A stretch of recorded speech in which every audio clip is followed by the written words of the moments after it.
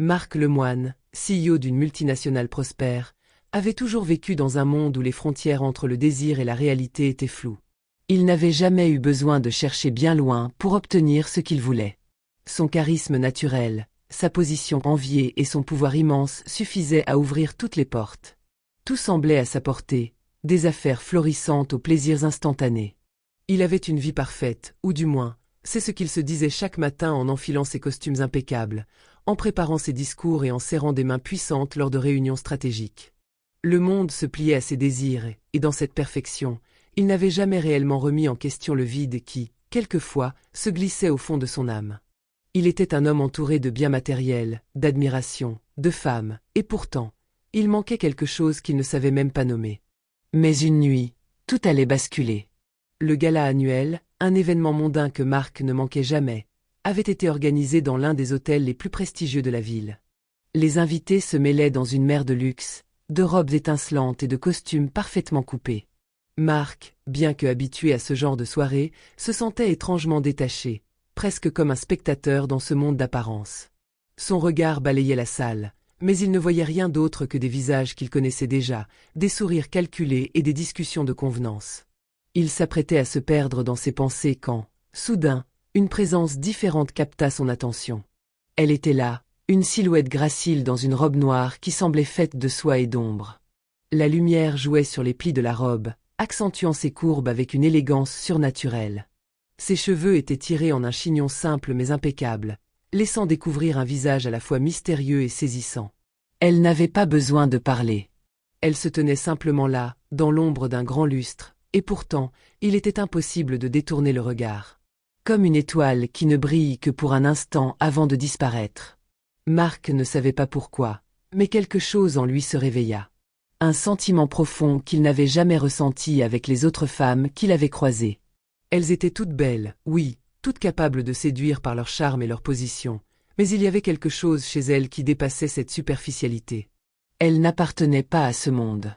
Elle n'était pas comme les autres femmes dans la pièce, ni dans son cercle social. Elle émanait une sorte de sérénité sauvage, comme si son esprit vivait dans un univers parallèle, hors de portée de ceux qui se complaisaient dans le luxe et le pouvoir.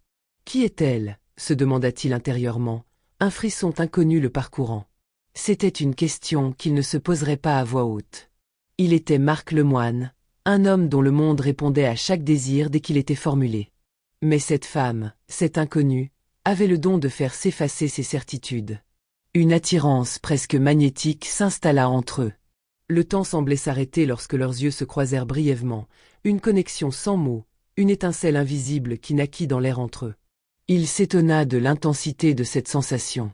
Jamais, dans ses nombreuses conquêtes, il n'avait ressenti une telle charge émotionnelle. Et pourtant, c'était une attraction qu'il ne pouvait ni comprendre ni expliquer.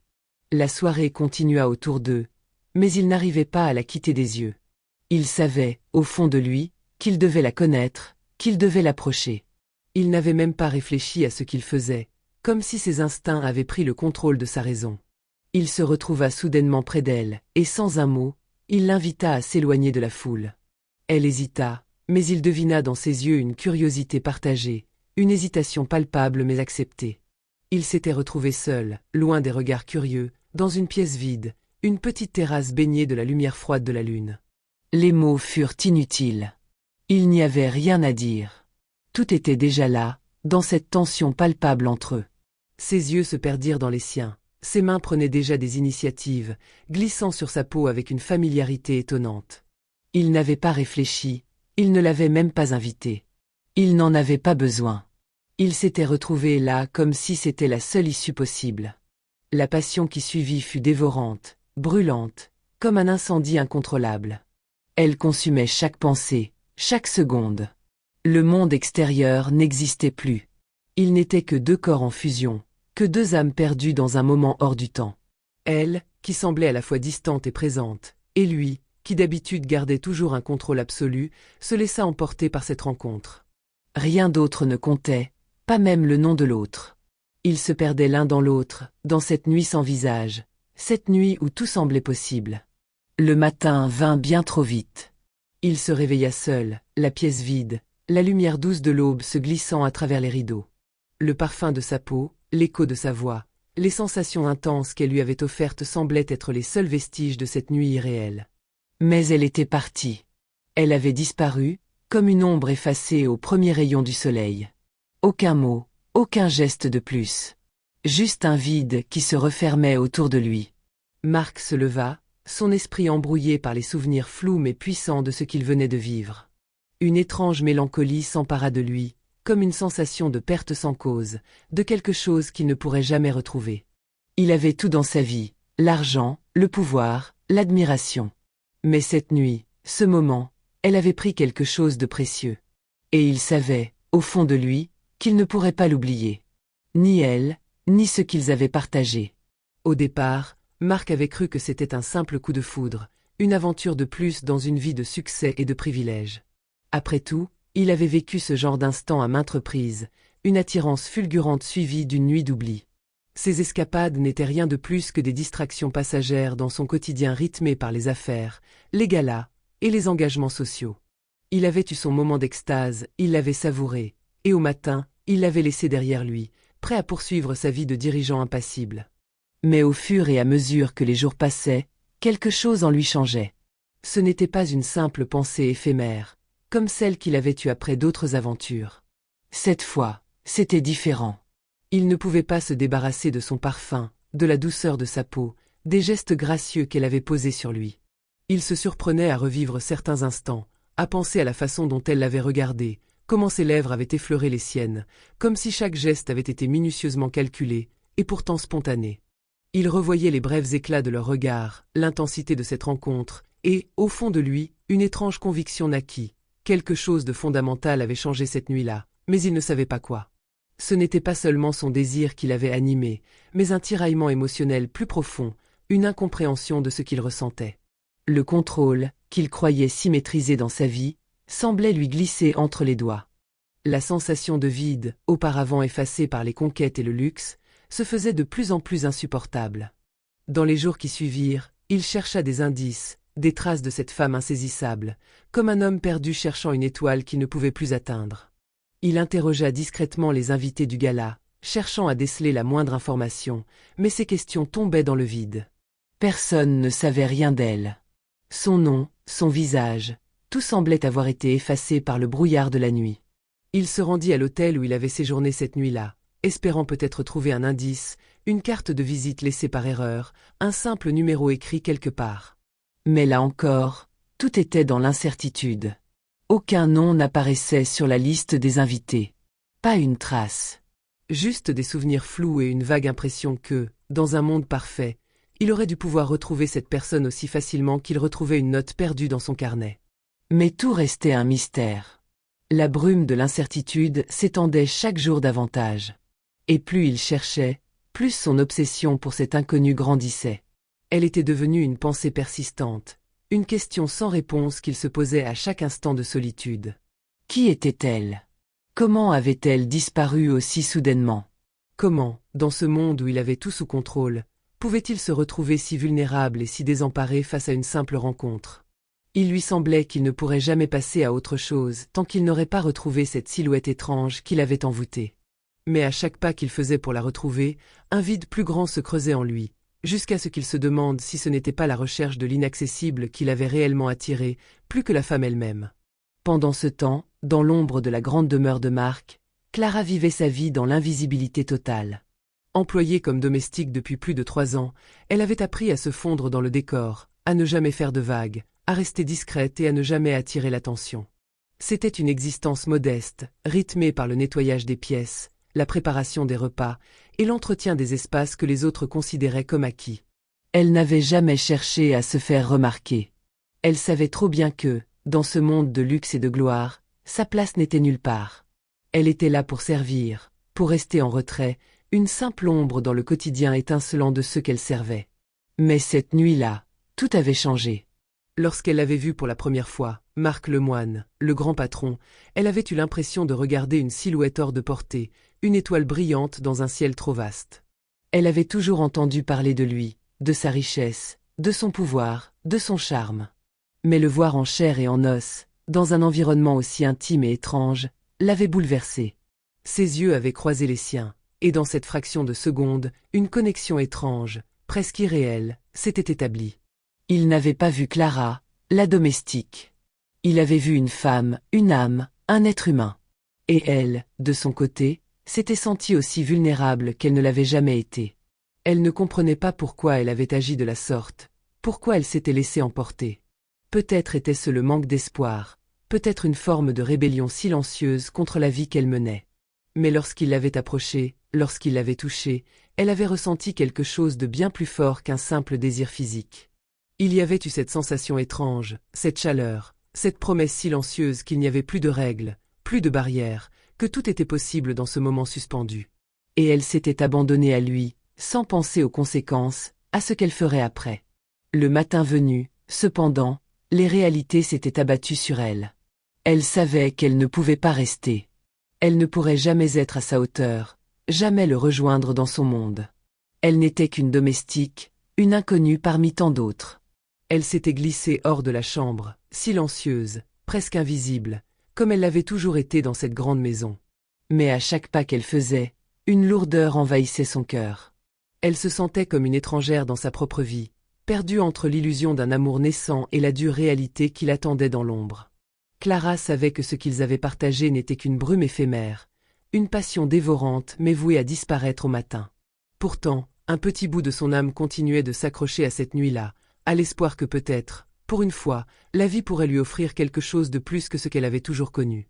Mais au fond d'elle, elle savait que cette quête était vaine. Elle n'était qu'une étoile filante qui ne brillerait jamais assez longtemps pour qu'il la voie. Elle avait compris.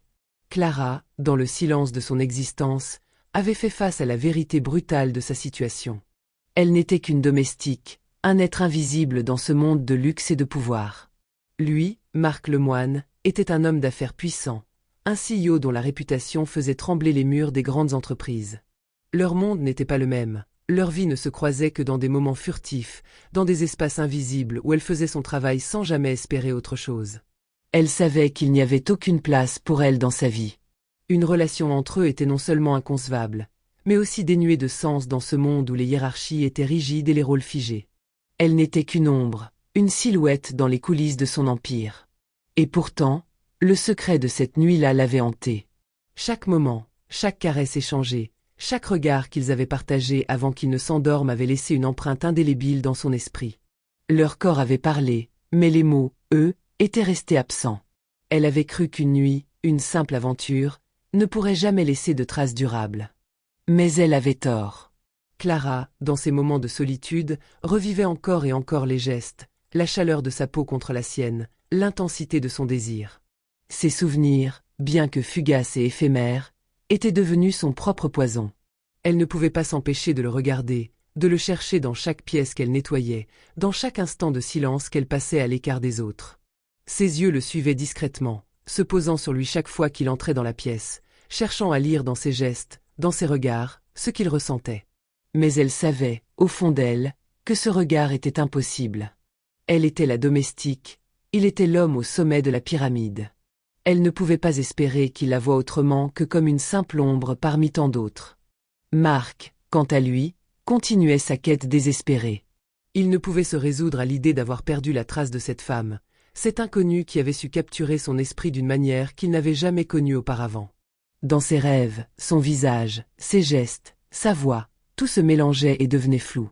Il avait croisé de nombreuses femmes, mais aucune d'elles ne l'avait marqué comme elle.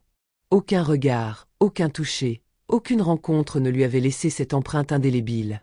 Et pourtant, il ne savait toujours pas qui elle était. Il n'avait aucune idée qu'il avait déjà croisé plusieurs fois celle qu'il cherchait, sans la reconnaître, sans savoir qu'elle était celle-là, celle qui hantait ses pensées. Clara n'était qu'une silhouette parmi les autres employés de la maison, un visage dans la foule. Mais elle était là, présente dans chaque coin de la grande demeure, se fondant dans le décor avec sa simplicité presque frustrante, son regard fuyant, et sa présence discrète qui passait inaperçue. Et pourtant, chaque fois qu'il la croisait, un frisson étrange traversait son esprit, une sensation familière, presque un appel. Mais comment pouvait-il savoir? Elle était juste une domestique, une pièce de plus dans le grand mécanisme de son quotidien. Rien ne la distinguait, si ce n'était cette étrange impression que, quelque part, elle était liée à la nuit qu'il avait vécue, à ce secret qu'il n'avait jamais pu effacer. Un jour, alors que Marc se sentait sur le point de perdre espoir, il prit une décision radicale. Il ne pouvait plus se contenter de vagues spéculations et d'indices inexistants. Il devait agir, prendre les choses en main. Il ordonna à son assistant d'organiser une rencontre avec toutes les employées de la maison. Ce n'était peut-être pas la méthode la plus subtile, mais c'était la seule qui lui permettait d'éliminer les inconnus. Il savait que parmi ces visages familiers, il y avait celle qu'il cherchait, et il ne pouvait plus attendre. Le doute le rongeait chaque jour un peu plus. Les femmes se présentèrent une à une, chacune dans sa tenue modeste, chacune portant sur ses épaules le poids de son rôle. Marc les observait avec une attention particulière, cherchant des traces de familiarité, un geste, un sourire, quelque chose qui puisse l'aider à remettre un visage sur ses souvenirs. Mais aucune ne correspondait. Puis vint Clara. Elle entra dans la pièce en dernier, comme d'habitude, presque timide dans ses mouvements. Elle s'arrêta à l'entrée, hésitante, et, pour la première fois, Marc la regarda véritablement. Ses yeux se posèrent sur elle, et quelque chose en lui fit écho. C'était une sensation étrange, cette impression qu'il l'avait vue des milliers de fois, sans jamais la voir réellement. Clara, dans sa simplicité, son regard fuyant, sa posture modeste, semblait si loin de l'image qu'il avait d'elle. Et pourtant, il y avait quelque chose, une lueur, une familiarité indescriptible. Comme si tout à coup, le voile de l'oubli s'était levé, et il voyait enfin la vérité. « Tu es Clara » demanda-t-il, sa voix soudainement basse, presque comme un murmure. Un frisson de doute le traversa. Ce n'était pas un nom qu'il avait entendu avant. Ce n'était pas un nom qui lui avait été soufflé. Mais quelque chose, quelque part, lui disait que c'était elle. Clara se figea, et un instant, le temps sembla suspendu. Elle ne s'était pas attendue à ce qu'il la remarque, encore moins qu'il l'interroge directement. Son cœur se serra dans sa poitrine, et ses lèvres s'entr'ouvrirent, mais aucun mot ne sortit.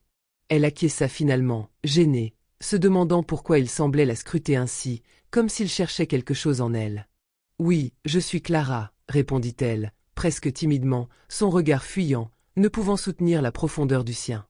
Marc la regarda intensément, comme s'il essayait de comprendre quelque chose qui lui échappait. « Je crois que, nous avons déjà eu une rencontre, il y a quelque temps, » ajouta-t-il, hésitant, comme s'il remettait en question la réalité de ce qu'il venait de dire.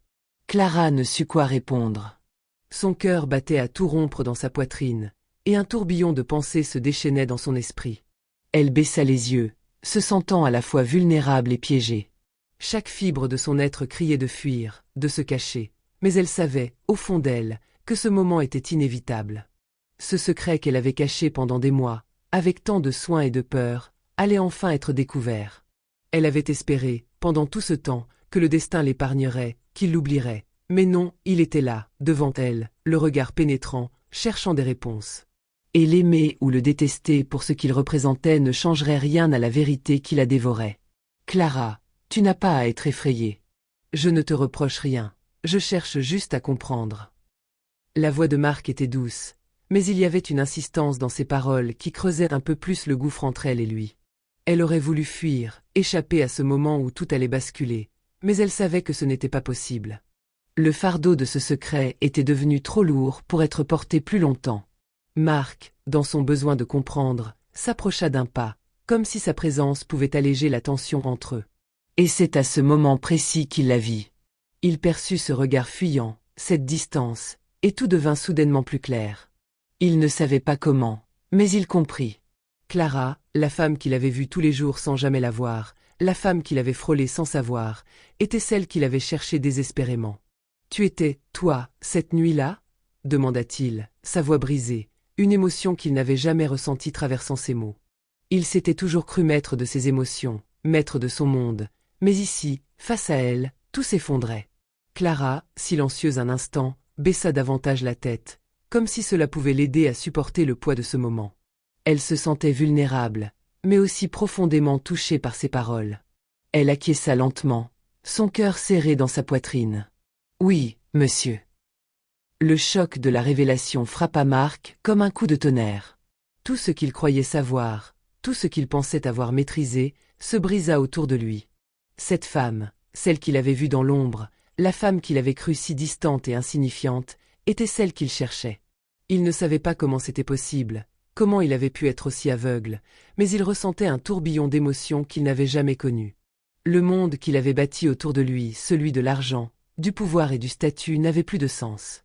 Il avait toujours cru que ces choses étaient les plus importantes, mais là, devant lui, Clara, une simple domestique, venait de lui montrer qu'il s'était perdu dans un monde vide.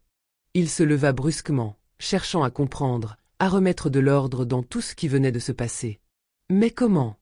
Sa voix se brisa sous le poids de sa propre incompréhension. Comment ai-je pu te négliger à ce point? Avant qu'il ne puisse en dire davantage, Clara se leva, prête à partir, à fuir encore une fois cette situation inextricable. Je suis désolée. Ce ne devrait pas être ainsi. Ce n'est qu'une erreur, une aventure. Nous devons rester dans nos mondes respectifs. Ces mots étaient une tentative de retrouver une forme de contrôle, une manière de repousser l'impossibilité de leur situation. Elle avait toujours su que c'était un piège, qu'ils ne pouvaient pas vraiment être ensemble, et tout se confirmait désormais. Le monde qu'il habitait ne permettait pas une telle histoire. Mais avant qu'elle n'ait le temps de faire un pas en arrière, Marc l'arrêta d'un geste. Son regard, déterminé, plongea dans ses yeux, cherchant à percer les doutes qui la dévoraient. Non, Clara. Ce n'est pas qu'une erreur. Ce n'est pas qu'une aventure. C'est toi. C'est toi que je cherche, toi que je veux. Ces mots étaient fermes, mais aussi pleins d'une émotion brute, presque une supplication. Il ne pouvait plus se mentir à lui-même. Il avait tout, mais il avait l'impression d'avoir perdu l'essentiel. Et cet essentiel, c'était elle. Clara le regarda, son cœur battant la chamade, l'émotion débordant de ses yeux. Les mots qu'elle avait toujours voulu dire étaient restés coincés dans sa gorge. Tu ne peux pas, Marc. Tu es un homme puissant. Moi, je ne suis rien dans ce monde. La douleur de ces mots, la conviction qu'il ne pourrait jamais vraiment la voir, qu'il la rejetterait à cause de la différence de statut, de place, de pouvoir, transperçait ses paroles.